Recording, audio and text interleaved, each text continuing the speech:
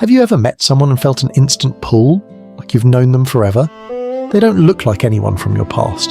Their story is different, their personality is different, and yet, something inside you relaxes or tightens. You start choosing your words carefully. You feel a strange mix of excitement and anxiety. It feels like chemistry. But what if that feeling isn't connection?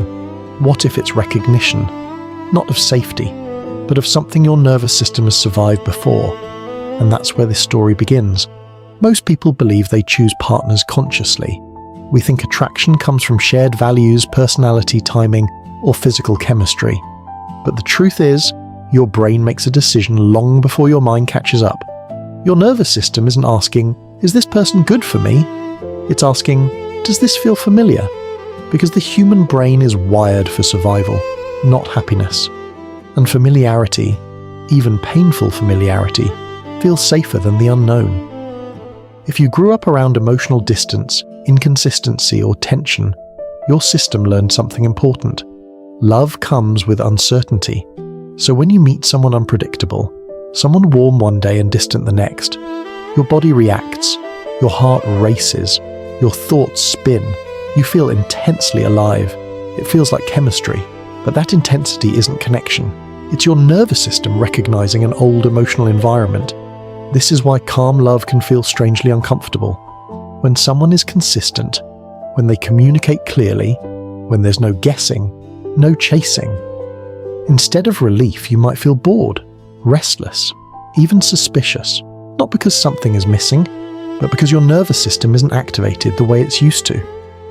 If chaos was your baseline, peace can feel unfamiliar, and unfamiliar doesn't feel safe. Psychologists call this attachment. If your early relationships were inconsistent or emotionally unpredictable, your system may have developed what's known as anxious attachment. For someone with anxious attachment, a delayed text feels threatening, a change in tone feels like rejection, silence feels like abandonment. Your nervous system is always scanning for signs that connection might disappear.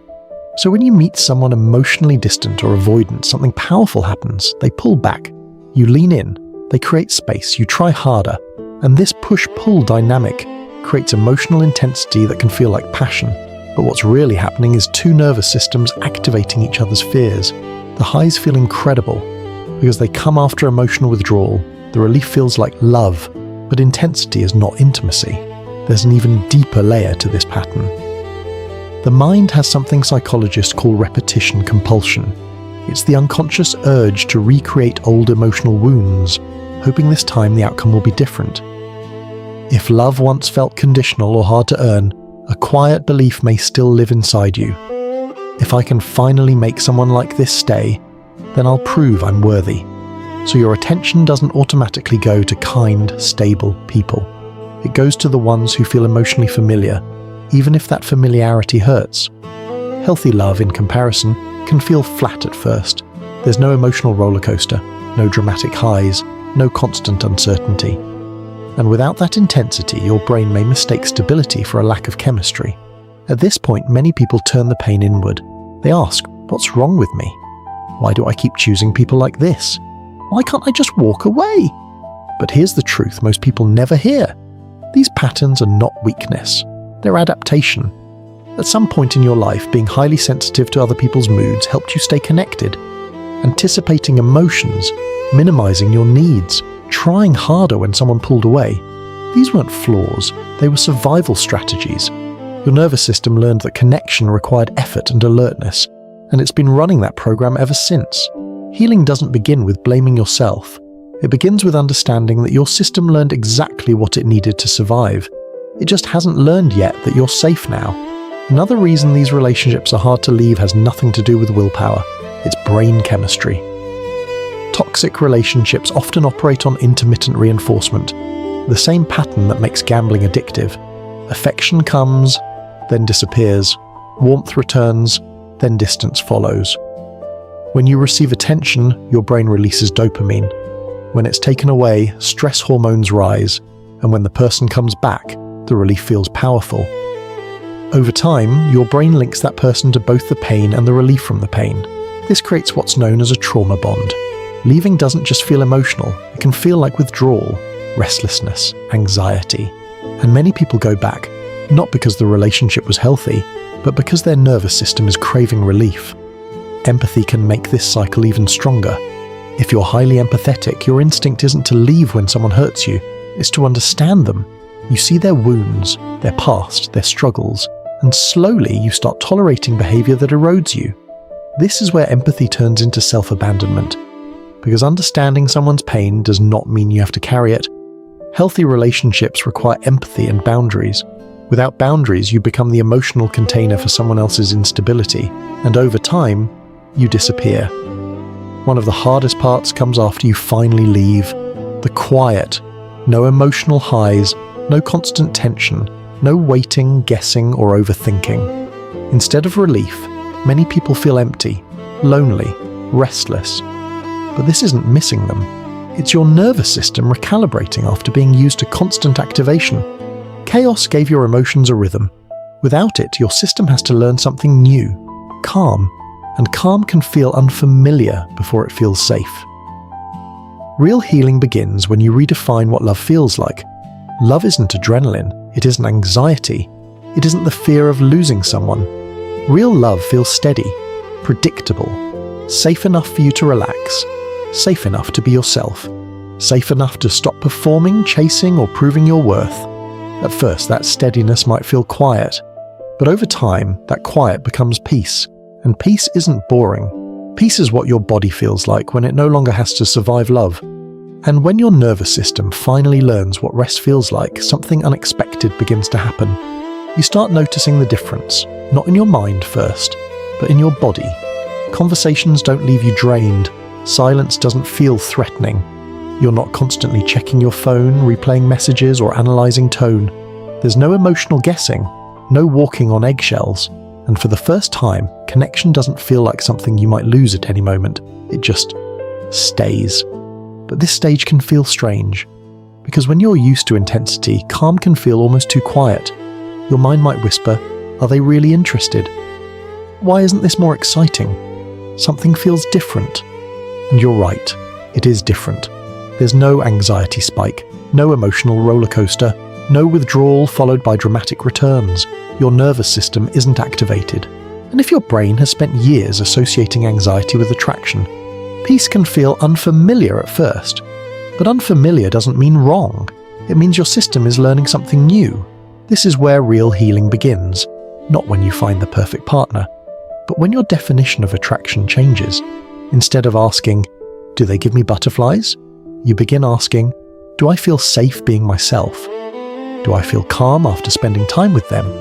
Do their actions match their words?" Because healthy love isn't built on emotional highs, it's built on consistency. And consistency doesn't create adrenaline, it creates trust. As this shift happens, something else changes too. The people you're drawn to start changing. The ones who create confusion feel exhausting instead of exciting. Mixed signals feel draining instead of intriguing. Emotional distance no longer feels like a challenge to win. It just feels like misalignment, and the people who once seemed boring begin to feel something else. Safe, grounded, real. Because your nervous system is no longer chasing intensity. It's choosing stability. This is also the stage where boundaries become easier. Not because you've become colder, but because you've become clearer. You no longer over-explain your needs. You no longer tolerate inconsistency hoping it will improve. You no longer stay just because you see someone's potential. You start paying attention to behavior, not promises. And when something feels off, you don't ignore it. You listen. Because you've learned something powerful. Your peace is more valuable than someone else's approval. One of the biggest signs of healing is this. You stop trying to earn love. You stop overgiving to feel secure. You stop shrinking your needs to avoid conflict. You stop proving your worth through patience, understanding, or sacrifice. Instead, you expect mutual effort, mutual care, mutual emotional responsibility. And if it's not there, you don't chase. You step back, because you finally understand healthy love doesn't require you to abandon yourself. Another quiet change begins to happen. You become comfortable with the absence of chaos. There are no dramatic fights followed by intense makeups. No long periods of distance followed by emotional reunions. No constant uncertainty about where you stand. Instead, there's stability, routine, predictability. And at first, this might feel ordinary, but over time, you realize something important. Stability is not boring. Stability is what allows intimacy to grow, because when your nervous system isn't busy surviving, it has the energy to actually connect, to be present, to be open, to be emotionally available. Real intimacy doesn't grow in chaos. It grows in safety. It grows when you don't have to protect yourself, when you don't have to analyze every interaction, when you don't have to prepare for emotional withdrawal. In safe relationships, you don't feel smaller. You feel more like yourself, and that's the biggest difference. Toxic love makes you anxious about losing the connection. Healthy love makes you feel secure within it. There's one more truth that many people don't talk about. Healing doesn't mean you'll never feel triggered again. Old patterns may still show up sometimes. You might still feel anxious when someone takes longer to respond. You might still fear abandonment during conflict. You might still notice your mind jumping to worst-case scenarios, but the difference is this: you recognize the pattern. Instead of reacting immediately, you pause. Instead of chasing reassurance, you regulate yourself. Instead of assuming rejection, you check the reality. Healing isn't the absence of old reactions. It's the ability to respond differently when they appear. Over time, your nervous system learns a new emotional language. Calm means connection. Consistency means care. Space doesn't mean abandonment. Disagreement doesn't mean rejection. And slowly, your body stops confusing intensity with love. It starts recognizing something deeper: safety. If you've spent years in emotionally intense relationships, this transition might feel slow. There may be moments of doubt, moments where chaos feels familiar again, moments where calm feels too quiet. That's normal, because you're not just changing your relationships, you're rewiring your emotional conditioning, and that takes time. But here's what happens if you stay with the process. One day, you'll notice something small. You'll go an entire day without overthinking someone's message. You'll express a need without fear. You'll experience silence without anxiety. You'll feel secure without needing constant reassurance. And in that moment, you'll realize you're no longer surviving love, you're experiencing it. Because real love doesn't feel like a storm you have to endure. It feels like a place where you can finally rest. No chains. Share your experience in the comments. And if you found this video helpful, don't forget to like, subscribe, and turn on notifications for more psychology-based content. Thanks for watching. We'll see you next time.